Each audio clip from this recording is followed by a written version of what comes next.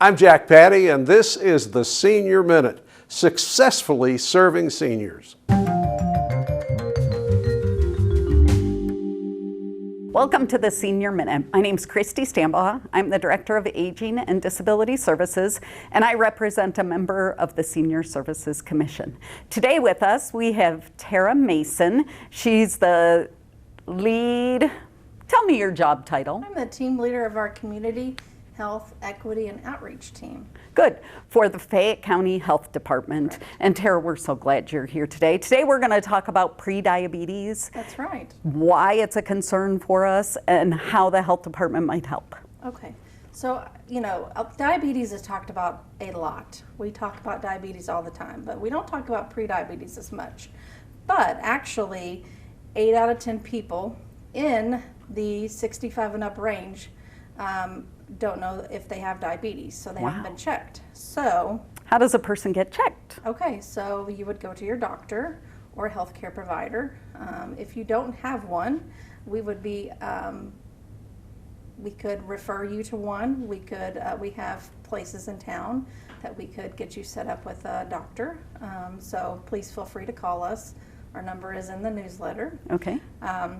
But actually, about half of the age group in the 65 and up don't know they have prediabetes. Wow. So it's a big number. 27 million people have prediabetes and they don't know it. Wow. How are we defining prediabetes? So when you get your glucose test, so a finger prick, it is going to show 100 to 125. So if you're in that range, that's when you should go to your doctor, or if you're already at the doctor, then they're going to say you're in the prediabetes range. Oh, wow. Yes. Is it a moment in time or is it progressive? Like if I just ate, my blood sugar might be 100. So if you just ate, then that's different. So that's a non-fasting glucose. Okay. And so we would use a different range for that. But we would prefer you to fast because that would show a better number for us to indicate. There's also the A1C screening, and that is over 3 months of time. So that's a 3-month period where we could see if you have diabetes or prediabetes. So those are available as well, not at the health department, but we do have some community partners like the Lions Club that we could get you connected with to do a screening. A doctor would do a glucose test first, Okay. and if they saw that you were might be in the diabetes range, then they would order the A1C test. Usually that's not ordered first, depending on the doctor. Great, great. So do you think in our community, the medical community is kind of automatically doing finger pricks or blood glucose tests when a senior over the age of 65 goes in for their annual physical or when they go see their doctor? Is this something we need to ask for? You need to be asking for it. It's very important to ask for it. Because you don't want to assume during your labs or during your visit that you're going to get a glucose test. Now, I can't be for certain for the 65 and up or the 60 and up range that the Senior Center offers services to, but if you're questioning it, I would always ask, can I be tested for my sugar levels? Great, because if we get tested early and we find we're in that prediabetes stage, there's things that we can do. Like you just watched an exercise video and now you're listening to this, so you're already kind of a step ahead, right? That's right. Tell us the other things we need to think about. Okay, so really the two things that we talk about to prevent diabetes is losing some weight, and that's 5 to 7% of your body weight, and getting some physical activity. Okay. 150 minutes. Now, you think of 150 minutes and you're like, oh my gosh, that sounds like a lot. It sounds like a lot to me. If you break it down, it's about 20 minutes a day. Okay. And if you can't do 20 minutes at one time, do 5 minutes at one time. Do 10 minutes, and then do 10 minutes twice a day, and do that every day, and you'll get your 150 minutes in. Now, what's important is that you don't have to start out doing this like I have to lose my weight right now, I have to do my minutes right now. It's really important to make small goals for yourself. Okay. So, preventing diabetes, if you have prediabetes, it's going to prevent you from getting diabetes, of course. It also prevents you from getting heart disease and stroke. But a lot of people ignore it, and that's when it turns into more serious things. Right, right. So at the pre-diabetes stage, well, anytime. I mean, a body in motion stays in motion, and we need to stay moving, and Correct. we stiffen up. And again, you're watching the Senior Minute, which is right after one of the Senior Center's exercise videos. And there are a lot of places in our community that offer free fitness, free exercise classes. So what I'm hearing you say is that being active and watching our caloric intake are two of the best ways to combat prediabetes from turning into diabetes and maybe reducing and reversing it. It can reduce your rate by 58% to get diabetes by doing those two things. So a couple things I was thinking about, because you do have exercise classes at the senior center, other things that you could think about doing. Maybe park halfway to the door, and then a couple months later, maybe park at the back of the parking lot and increase your distance, so you're going to get some walking in. I also know there's a walking path right beside the senior center, so that's another way you could get some exercise in.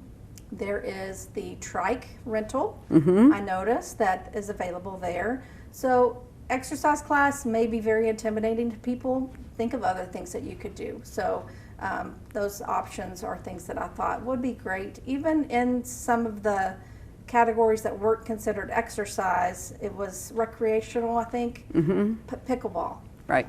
That's become a big thing, big popular lately. And table tennis. Yeah. So you might not think you're getting activity, but you really are. Sure. You're moving your body. Think about moving your body. Don't think about walking, running. You have to run marathons, 5Ks. Think of small steps when you're thinking about preventing your diabetes risk. Good. What other services, or how does the health department help us? Because you guys as community health partners are amazing, and there are so many services there.